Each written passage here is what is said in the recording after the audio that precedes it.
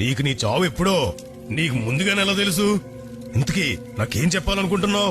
అంతిమ క్రియ తెలిసిన నాకు ఒక మనిషిని చూడగానే వాడి చావు ఎప్పుడు ఎలా అన్నది తెలిసిపోతుంది.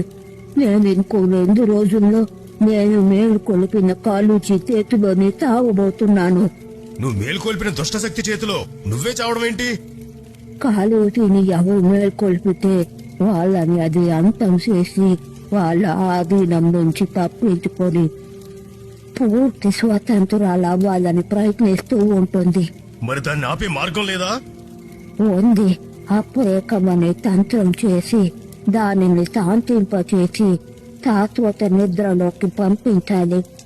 అలా చేద్దామని ప్రయత్నిస్తున్నప్పుడే కాలు జారి గుహలో పడి నా ముందు పళ్ళు వెలిగిపోయాయి.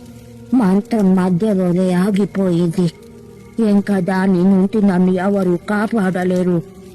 అలా అనకవ్వా, నేను ఎలా అయినా నేను కాపాడుకుంటాను. బాగా మంత్రాలు తెలిసిన పెద్ద మాంత్రికున్న తాంత్రికున్న తీసుకొనొచ్చి అప్రేకం ప్రయోగాన్ని మళ్ళీ చేయిస్తాను. అంత సమయం లేదు.